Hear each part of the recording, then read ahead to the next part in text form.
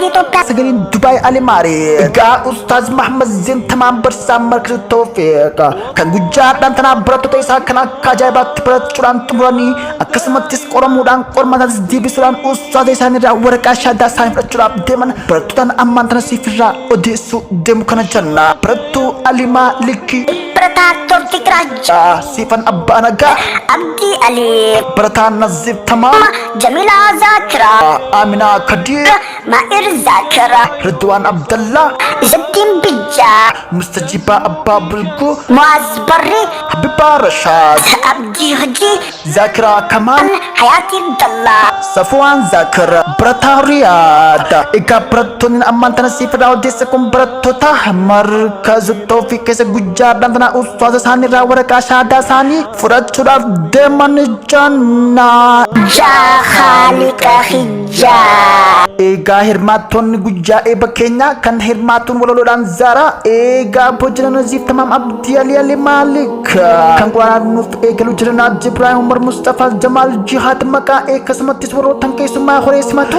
Azzaddin bijana Ibrahim kan gaggai sagan tanu Ustaz Ahmad di Muhammad kana janna gujumatu hada ya amiru Markaz Taufik halima likit Taufik raja sifan abbaraka Dana Ustaza Naji Ibrahim Ega walu magalatu hundum tukesano Senam Markaz Taufik ketikal maista jami danan hinte ketamo Ustaza kesan chana bachra jiro shabakani segedi busu bikasa budana Dana Ustaz bersisulan obli wanisani amirotin chuptin wal tawra rakko shabakati sifutani Aka Ustazin kesan isim bersisu mijisani fi bartani gujya gamatu kana rakesana Mekam hi mekam hin isan chara gamatu tesanira Abshiru gujya nardantana gujya gamatu si jiro jalqabatif gammadan keessa kadiran cala akka baratani Qur'aan astumurtani hadis astumurtan abdi gudda qabdana baradda isanin jira ustaazin keessana masha Allah jazakumullahu khairan ya tullabi barattota kiyya qale wallah lubburran isin jaladha jira ustaazin keessana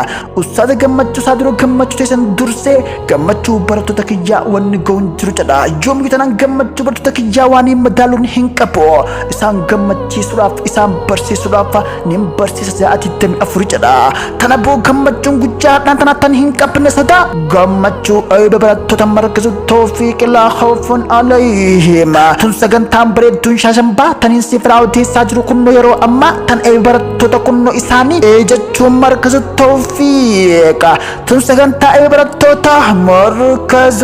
Taufik Jahalika Hijab